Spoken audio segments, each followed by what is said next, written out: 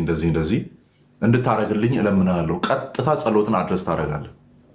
እስጢፋኖስ ቀጥታ ክርስቶስን አድረስ ያደረገው በጸሎቱ ላይ ማለት ነው፣ ሐዋርያት ሥራ ምዕራፍ 7 ላይ። ስለዚህ ለኢየሱስ የሚደረግ ነው። ስለዚህ ስትራክቸራል አድርገህ ከአብ በወልድ ምናምን የምትለው ነገር አይደለም። በዛ መልክስ አለ ወይ? አዎ በሱ መልክም አለ። ከአብ በወልድ በኢየሱስ ክርስቶስም ደን በመንፈስ ሆነ የሚለውም አለ አይደል? እንደሱም አለ ባይዞ። ለምሳሌ ምንድነው መንፈስ ሊነገር በማይችል መቃተት ይማልድልናል። ኦኬ ሂ ኢዝ ሂር ዊዝ አስ፣ ከኛ ጋር ነው ያለው። ኦኬ ግሮን ያደርጋል። ሊነገር በማይችል መቃተት እኛ ልንናገራቸው ማንችላቸውን አተር ልናደርግ ማንችለውን ቃል ይናገራል፣ ያግዘናል። ለምን? ደካሞች ስለሆንን ምን መናገር እንዳለብን ስለማናቅ በእግዚአብሔር ፊት የተንተባተቡ ነገሮችን ስለሆነ የምንናገረው ወደ ዙፋኑ ፊት ሊሄድ የሚችለን ጸሎት በመንፈስ ቅዱስ በኩል ተደርጎ ነው የሚሄደው። ደን እንደ ማን ፈቃድ? እንደ ጌታ ፈቃድ። በጌታ ዘንድ አዎና አሜን ነው። ስለኛ ያለው ነገር አለ አንደኛ ቆሮንቶስ ላይ አዎንና አሜን ነው፣ ይደረግልናል በእርሱ በኩል እንደ ፈቃዱ የሆነ ሲሆን። አሁን ስትራክቸሩ እንደዛ ነው። መንፈስ ቅዱስ እዚህ እየጸለይኩ ነው። መንፈስ ቅዱስ ደግሞ ሊናገር በማይችል መቃተት እያገዘኝ ነው፣ እየማለደልኝ ነው። ልጁን እየጠየቅኩ ነው። ደን ወደ አብ ይሄዳል። ዩሲ አለ እንደዚህ አይነት ስትራክቸርም። ይሄ ብቻ ነው ያልክለት ትበላለህ። ከባድ የሆነ ስላሴ ስህተት ነው የምትሰራው። ስላሴ ውስጥ ያለ የትምህርት መዛነፍ ነው የምትሰራው። ኖ አብ ብቻ ነው ተቀባይ፣ በወልድ በኩል ነው የሚያልፈው። ለምን? ያለ እኔ አንዳች ልታደርጉ አትችሉም ስላለ ከዛ በመንፈስ ቅዱስ ሆነ ነው የምንጸልየው። ይሄ ነው ስትራክቸሩ። ከዚህ ውጭ ሌላ የለም። አሁን በቃ ተበልተሃል ብሮ ተበልተሃል። ኢሴንሻል የሆነውን ነገር ስተሃል ነው የሚሆነው። እንደሱ አይደለም። ቀጥታ አድረስ ልታደርግ ትችላለህ፣ ኢንዲቪዥዋል ፐርሰኑ ማለት ነው። አሁንስ ስካትስ ሰፋ አድርጌያለሁ እንግዲህ እንደ ሰባኪነቴ። ኧረ በጣም ዛሬ እየባረከኝ ነው አማን ጌታ፣ በእውነት ጌታ ይባርክ። የአሁኑ ደግሞ በቃ ሌላ ታሪክ ነው የራሱ። እኔ በጣም ለእኔ የሚገራርም ሬቨሌሽን እየሆነልኝ ነው ለእኔ። ጌታ ይባርክ። ግን ያው በዚሁ የምትቀጥል ከሆነ እኔም እየጠየቅኩ ትቀጥላለህ። በቃ ሰው ሌላ ደግሞ ጥያቄ የሚነሳው ይህ እንኳን ከኔ አይደለም፣ ግን አሁን ጠይቅልኝ ያሉት በብሉይ ኪዳን ሲገለጥ የነበረው ጌታ ኢየሱስ ነው ወይስ እግዚአብሔር አብ ነው? ሙሉ በሙሉ ሲገለጥ የነበረው እና የሆነ ሰዓት እንደውም ትዝ ካለ እንትን ላይ አዳምና ሔዋን የነበሩ ሰዓት የዛ እንዲህ ሲያወራቸው የነበረው አዳም ወዴት ነህ ሲለው የነበረው ፐርሰኑ ያ እግዚአብሔር አብ ነው ወልድ ነው መንፈስ ቅዱስ ነው የተገለጠው የሚለውን ጠይቀዋል። ተባረክ። ያማን ደስ የሚሉ ጥያቄዎችን የጠየቅ ነው ባይዞ እና የጥንት አይሁድ ረቢዎች በቃ የሚገርም አይነት እንትን አላቸው፣ አንደርስታንዲንግ አላቸው። ብሉይ ኪዳን ላይ የሚገለጠው ማን ነው? የእስራኤል ሽማግሌዎች አዩት፣ ያህዌን የእስራኤልን አምላክ አዩት ነው የሚለው ባይዞ። ከዛ ሌላ ቦታ ላይ ሄደህ ስታይ እግዚአብሔርም ማንም አይቶት በህይወት የሚኖር የለም ይላል። በህይወት አይቶት በህይወት የሚኖር ከሌለ አዩት ለምን ተባለ? እነ ማኑሄ ምናምን የነ ሳምሶን አባትና እናት ምናምን እግዚአብሔርን አይተነዋል አይደለ ያሉት። አይተነዋል። ሊገለን ወዶ ቢሆንስ ኖሮ ለምን ራሱን ገለጠልን ምናምን ይሉ ነበረ። እንዴ አንተ ትቀልዳለህ። እነዚህ በአካል ነው ያዩት። በራእይ ያየው ኢሳያስ ራሱ ሲደነግጥ እናያለን። አይኖቼ የሰራዊት አምላክ እግዚአብሔርን አይተዋልና ወየውልኝ።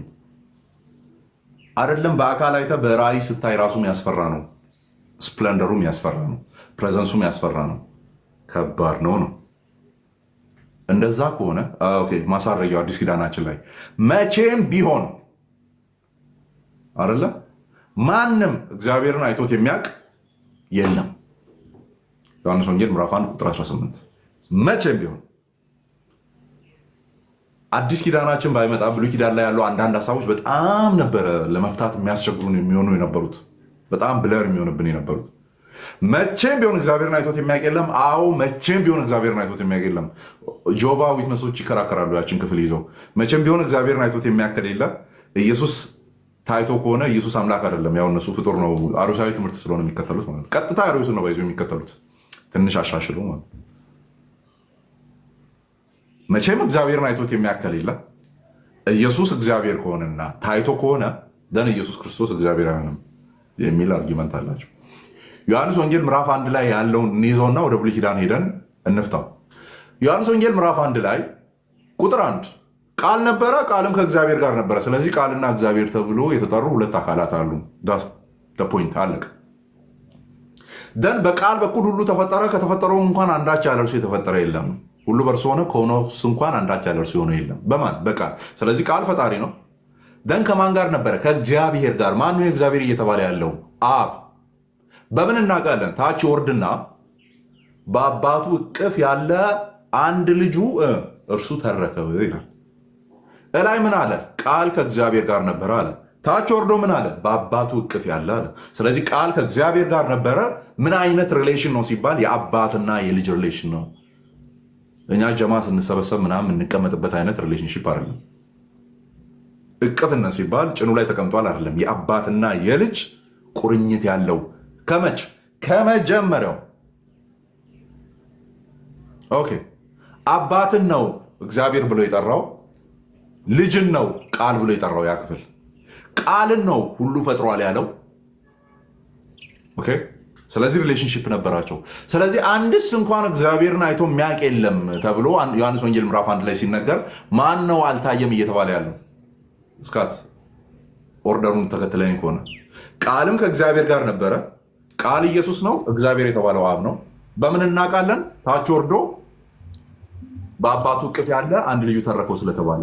ስለዚህ መቼም ቢሆን እግዚአብሔርን አይቶት የሚያውቅ የለም ሲባል ማንን አይቶት የሚያውቅ የለም የሚል ትርጉም እናገኛለን? አብን።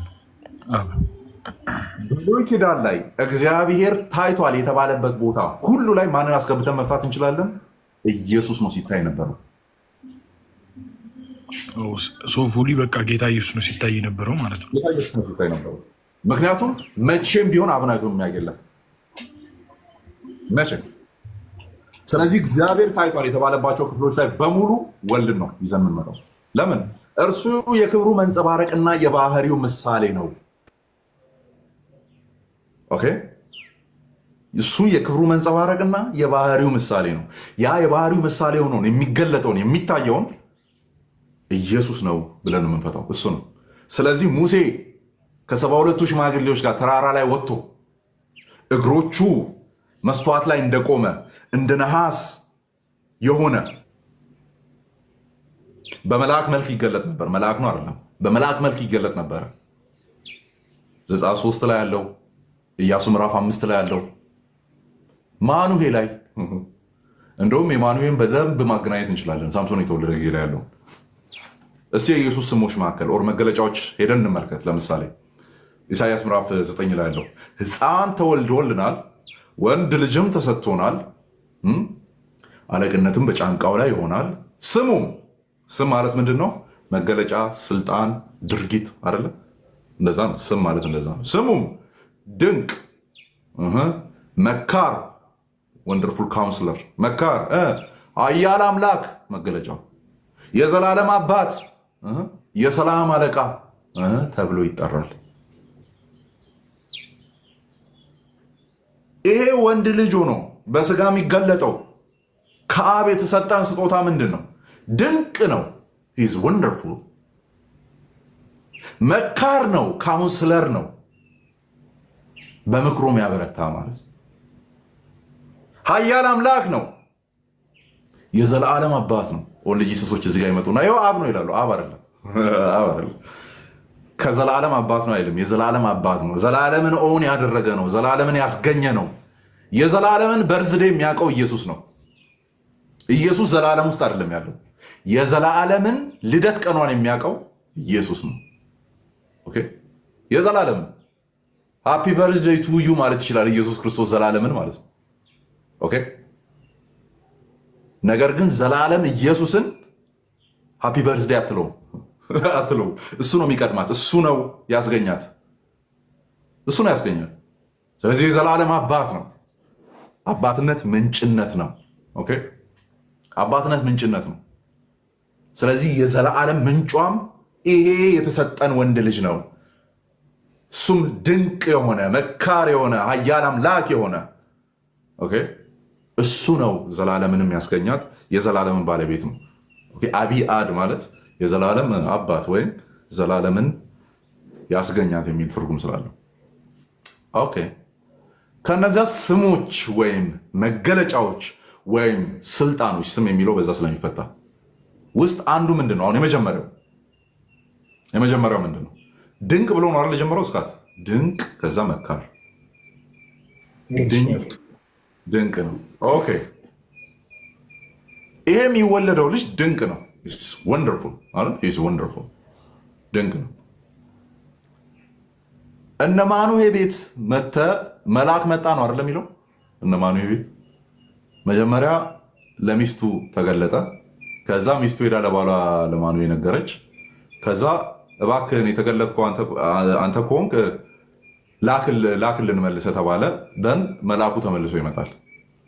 ከዛ ኢንስትራክሽን ይሰጣቸዋል ሳምሶን ምን አይነት አስተዳደግ ማድረግ እንዳለበት። ከዛ ተመልከትልኝ ምን እንደሚል ክፍሉን ገብታችሁ ይዩት። የተናገርከው ቃል በሆነ ጊዜ እንድናስብህ ስምህ ማን ነው አሉት። አርጅተናል፣ ልጅንም እናስብበት ጊዜ ላይ አይደለንም ያለ ነው። ነገር ግን ያልከው ቃል የተፈጸመ ጊዜ መልአኩ እንደዚህ ብሎ ነበረ እንድንል ስምህ ማን ነው ተብሎ ሲጠየቅ ስሜ ምንድን ነው ብሎ ነው የመለሰው። እስካታስታውሳለህ መልአኩ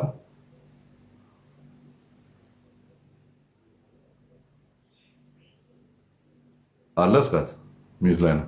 ስሜ ምንድን ነው ብሎ ነው የመለሰው ማኑሄል የጠየቀው። እስካት የለም። እሺ ስሜ ድንቅ ነውና ስለምን ትጠይቀኛለህ? ዋት ስሙም ድንቅ፣ መካር፣ ኃያል አምላክ፣ የዘላለም አባት፣ የሰላም አለቃ ተብሎ ይጠራል።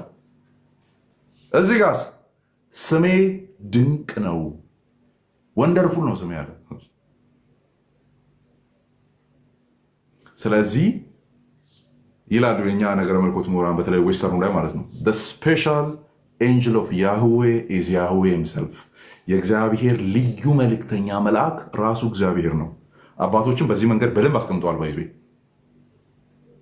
በደንብ ነው የቤተክርስቲያን አባቶች ያስቀምጡት። በተለይም ዘጸአት 3 ላይ ያለውን ኢያሱ 5 ላይ ያለውን ያዕቆብን የተገናኘው መልአክ አይደል የባረከኝ መልአክ የአዳነኝ መልአክ እያለ ያዕቆብ የሚጠራው እሱ ራሱ ኢየሱስ ነው። የቤተክርስቲያን አባቶች በዛ መልክ ነው የፈቱት። እኛም እናምናለን እንደዛ ነው። እሱ ነው ስሜ ድንቅ ነው አለ።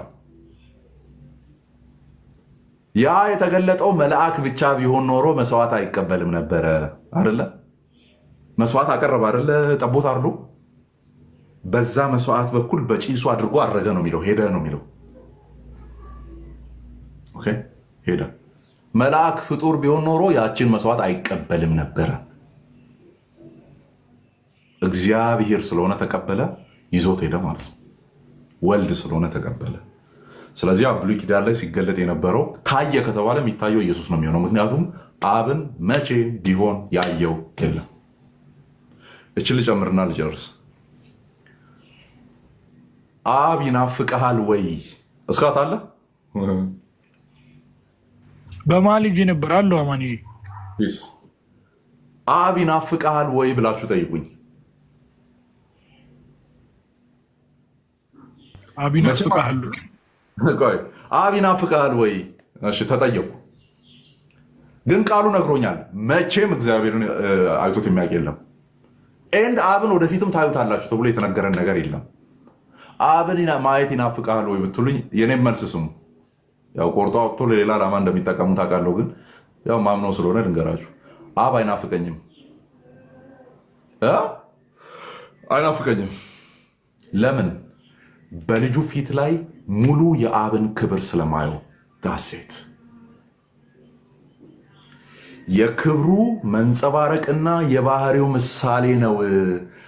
ልጁን ያየ አብን አይቷል ተብሏል። ስለዚህ ኢየሱስን ካገኘው አብን አግኝቼዋለሁ። በግሌ ተገለጥልኝ አልለውም። ለምን? ሙሉ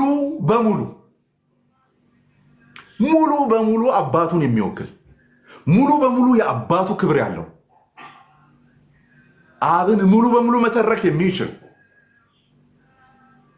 ስለዚህ መንግስት ሰማያት ስገባ ሲኑን እንደዚህ ያዙት። በር ተከፈተ፣ ገባችሁ መንግስት ሰማያት። ማንም ፍለጋ ነው የምትሄዱት? የኢየሱስን አባት አብን ፍለጋ ነው የምትሄዱት? ልጁን ራሱን ፍለጋ ነው የምትሄዱት? አይገርምም? ሚናፍቀን እሱ ነው። ለምን? በልጄ በኩል ታዩኛላችሁ ብሎ ምዕራፉን ስለዘጋ አባትን ፍለጋ አይደለም እንሮጠው፣ ልጁን ፍለጋ ነው እንሮጠው። በእርሱ የመለኮት ሙላት በሙሉ በሰውነት ተገልጦ ይኖራል፣ በስጋ ተገልጦ ይኖራል። በስጋ የተገለጠው ክርስቶስ ኢየሱስ እርሱ የመለኮት ሙላት ስላለበት ሌላ ፍለጋ መንፈስ ቅዱስ ይህን ያለው ፍለጋ አንሄድም። የመለኮት ሙላት ያለበት ልጁን ፍለጋ ነው የምንሄደው። ከእኛ ጋር ህብረት ያደረገ ከእኛ ጋር በስጋና በደም የተዋሃደ እኛን የሆነ ከኃጢአት በቀር ለዘለዓለም እያየ ነው እንሄዳለን። ካን ኢማጂን ዳት አንድ ፀጉር ያለው፣ አንድ አይን ያለው፣ አንድ ፂም ያለው፣ አንድ ቁመት ያለው፣ አንድ ደረት ያለው፣ አንድ የሚራመድ የሚቀመጥ የሚነሳ ያ አካል አንተን ያስገኘ አምላክ ነው። ለዘላለም እያየኸው ትኖራለህ። ክርስትና የሰጠ ትልቁ ተስፋ እሱ ነው። በጉን ያዩታል። ራእይ ላይ እሱን አይደለ? ስሙም በግንባራቸው ላይ ይሆናል፣ በጉንም ያዩታል። በጉን ልታይ ነው የምትሄደው? እኔ እሱ ነው ይናፍቀኝ። አዳም እደርስበታለሁ። እንደውም በቀጠሮ ነው እሱን ማገኘው፣ አዳምን ማለት ነው። ቀጣይ ሳምንት ሮብ፣ አንተን ሮብ ነው ማገኘ። ቀጣይ ሳምንት ነው ምለው። ጳውሎስን ሐሙስ ምናምን፣ ሐዋርያቱን ዓርብ ዕለት ምናምን። ዴይዋን ላይ ማንን ታገኛለህ? ከማን ጋር ውለህ ታድራለህ? ከማን ጋር ታሳልፋለህ? በጉን ብቻ አሳዩኝ። የተበሱ እጆቹን አሳዩኝ፣ አሳዩኝ። የተቸነከሩ እግሮቹን አሳዩኝ። በዚህ ቀዳዳ ነው ሾልኬ የመጣሁት። በነዛ በተበሱ እጆች ውስጥ ነው አልፌ የመጣሁት። አሳየኝ፣ እጅህን አሳየኝ። አንተን ነው ማየት ፈልጎ። በቃ ውዬ ማድረው ልክ የዮሐንስ ደቀ መዝሙሮች ከእርሱ ጋር ዋሉ ነው አይደለም የሚለው። ሊያገኙት መጡና ከኢየሱስ ጋር ዋሉ ነው የሚለው። ከዛስ እውላለሁ። ዴይዋን ለእኔ ብቻ ነው ሪዘርቭ የተደረገው። ከእሱ ጋር ነው የምውለው። ነፍ የምጠይቃቸው ነገሮች አሉ። አሁን ማይገባኝ አንዳንድ ቴዎሎጂካል ጥያቄዎችም አሉ ማይገቡኝ ምናምን። አንዳንድ ፕራክቲካል ነገሮች አሉ፣ ምድራችን ላይ የሚሆኑ ነገሮች። ለምንድነው ዝም የምትል የነበረው ምናምን። ብዙ የምጠይቃቸው ጥያቄዎች አሉ። አይ ቲንክ ፊቱን ሳየው ደግሞ ምረሳ ይመስለኛል። ያ ልናይናፍቀናል እያለን እንዘምራለን እስከዛ ማለት ነው። እሺ እስካት አይ ቲንክ ጨርሰናል። አሁን ስልኬ ከመፈንዳቷ በፊት ልዝጋ። ዛሬማ የጨለማ ዓለም ፈንድቷል። ከባድ ግሬስ ነው የተገለጠው በእውነት። ጌታ ይባርክ። አማንዬ ልትወጣ ነው መሰለኛ። ያ አይ ለወጣ ሳይሆን ስልኬን ቻርጅ ላይ ማድረጌ ስቲል ቻርጁ እየቀነሰ ነው ያለው። 78 ገብቷል። ከ89 ነው እየቀነሰ ያለው። በጣም ግሎ ነው ያለው። እኛ ጋር ስለሚሞቅ እንትን ይላል። አለዛ ማታ እንቀጥላለን። አያሳስብ። የመጨረሻ ጥያቄ አንድ ላይ እንድትመልሰው ማለት ነው።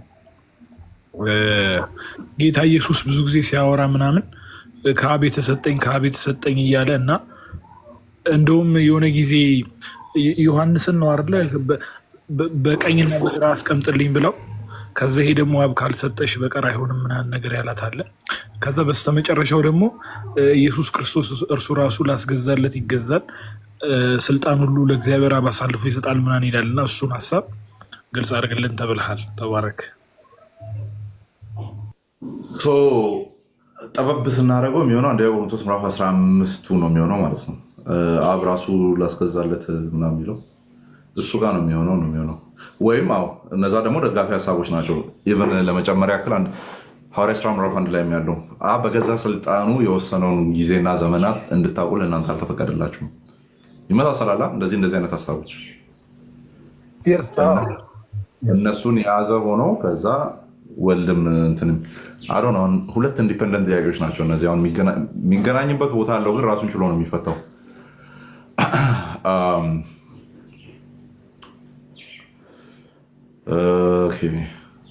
ከየትኛው ልጀምር እያልኩ ነው ያለው። ከእንትኑ ልጀምር። አንደኛ ቆሮንቶስ ምዕራፍ 15 ላይ ያለው ሁሉም በየራሱ ተራ ይሆናል። የትንሣኤ ምዕራፍ ተብሎ የሚጠራ ነው አንደኛ ቆሮንቶስ ምዕራፍ 15። እዛ ላይ የሚደረገውን ነገር ነው የሚያወራው፣ እየተናገረ ናሬት እያደረገ የሚመጣው ኢየሱስ ክርስቶስን ምዕራፍ 15 ቁጥር 19 ጀምሮ ከፊተኛው አዳም ጋር ነው እያነጻጸረ የሚወርደው። ፊተኛው አዳም አመፀ፣ ሞትን ይዞ መጣ። ኋለኛው አዳም ሕይወትን ይዞልን መጣ። ፊተኛው አዳም፣ ኋለኛው አዳም፣ ፊተኛው አዳም። ስለዚህ ሁለት አዳሞችን ነው እያነጻጸረ ያለው።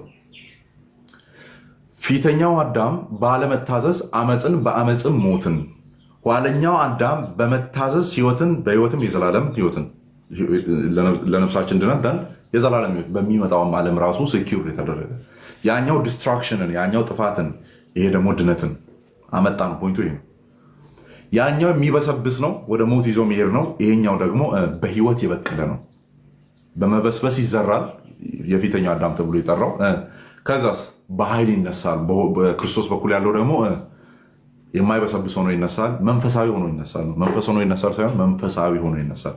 ወይም በአጭሩ ኢየሱስ ክርስቶስ አሁን ያለውን ሰውነት እኛም እንይዛለን ነው። የትንሣኤውን ሰውነት እንይዛለን። ግን ይላል እዛ ክፍል ላይ ሁሉም በተራው ይሆናል።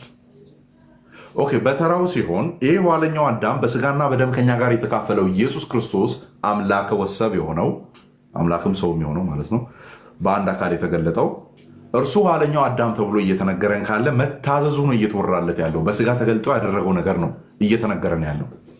በስጋ ተገልጦ እያደረገ ያለው ነገር አንደኛው በአዳም የተበላሸውን ነገር ማስተካከል ነው። በአዳም የተበላሹ ነገሮች ምንድን ናቸው? አመፅ፣ ኃጢአት፣ ሞት። በክርስቶስ የሚስተካከሉትም አመፅ በመታዘዝ ሞት።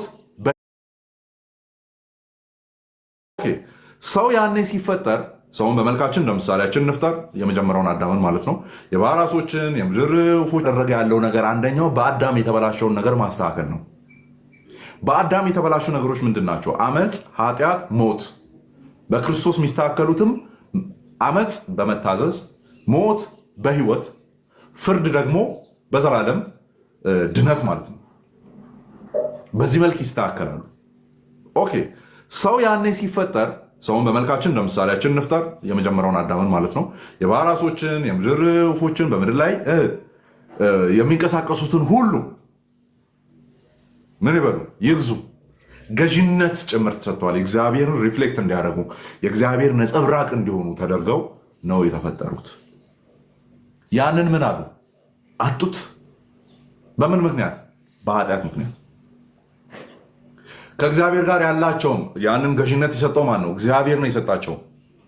ከዛስ በኃጢአት ምክንያት ያንን ዲስቶርት አደረጉ። ጠፍቷል ሳይሆን ተበላሽቷል። አለ ግን ብለር የሆነ ነው፣ የተበላሸ ነው። በክርስቶስ ያ ነገር ሪቫይቭ ይደረጋል፣ ሪከቨር ይደረጋል። በኋለኛው አዳም ማለት ነው። ባለመታዘዝ ያመጣ በመታዘዝ ይሄ ይስተካከላል። ግን በራሱ ጊዜ ይሆናል። እዛ ክፍል ላይ ነው የሚለው፣ በተራው ነው የሚሆነው። በፍጻሜው ይሄ ይሆናል። ኦኬ ደን ኢየሱስ ክርስቶስ ወደ ምድር ሲመጣ ቅድም ካነሳነው ሀሳብ ጋር ተመሳሳይ ነው ይሄኛው። አሁን ይገዛል የሚለው ሀሳብ የአብን ፈቃድ ልፈጽም መጥቻለሁ። ኢየሱስ ክርስቶስ ምድር ላይ በሚሰራው ነገር ላይ ዲፔንዳንት ነበረ። በሆሊ ስፒሪት ላይ በመንፈስ ቅዱስ ነበር የሚሰራቸውን ነገሮች የሚሰራው። ለምን? በስላሴ ፈቃድ መካከል የፈቃድ መበላለጥ፣ መተናነስ፣ የፈቃድ መተላለፍ፣ ዲስቶርሽን የለም።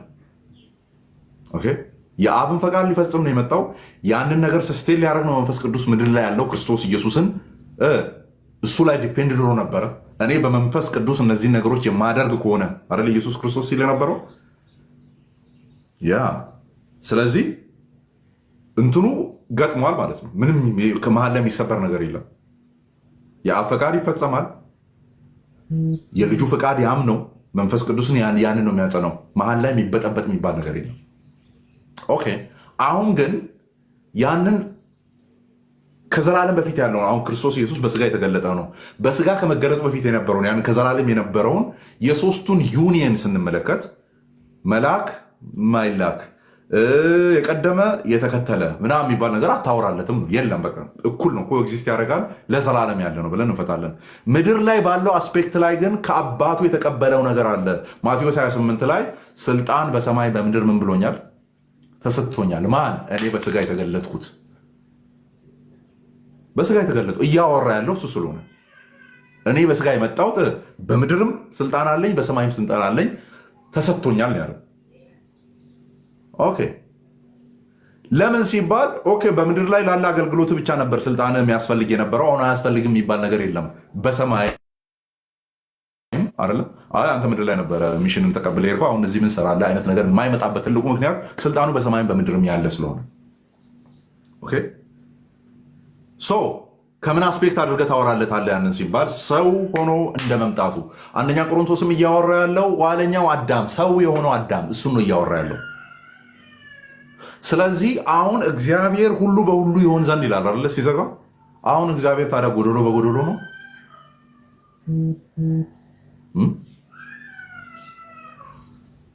እግዚአብሔር ጎዶሎ የጎደለው ነገር አለ? የለም። በሰው አስፔክት ግን የጎደለ ነገር አለ። በአምሳሉ ተፈጥሮ በገዥነት ተሹሞ ያጣው ነገር አለ። ማን? ሰው። ያንን መልሶ ደግሞ ሪቫይቭ የሚያደርገው ያንን መልሶ ደግሞ የሚያስተካክለው ማን ነው? ሰው። ምን አይነት ሰው? ዋለኛው ሰው፣ ዋለኛው አዳም። አሁን እግዚአብሔር ሁሉ በሁሉ እንዲሆን ሲባል ራእይ ላይም እንደተቀመጠው በጉ ብርሃን የሆነባት ምንም ይሄ ዓለምና መላው ስርዓቷ ነው የሚለው ራእይ ላይ የበጉ ሆናለች ይላል አይደል? በቃ አሁን ፕራይም ሚኒስተር እገሌ ብለህ የምትጠራው አይኖርም። በዛ ሰዓት ሎካል ገዢ እገሌ ብለህ የቀበሌው አስተዳዳሪ እገሌ ብለህ የምትጠራው ማንም የለም። በጉና እረኛው ነው የሚኖረው። አለቀ። ብርሃን የሆነው ጌታችንና እኛ የእሱ ባሮች ነው የምንኖረው እዛ ጋር። አለቀ። ያ የፍጻሜው ፍጻሜ ተብሎ የሚጠራ ነው። አሁንስ ገዢዎች አሉ። ለዛ ነው የነገስታት ንጉስ የተባለው፣ የገዢዎች ጌታ የተባለው፣ የገዢዎች ገዢ የተባለው ለዛ ነው። አሉ ሌሎች ገዢዎች አሁን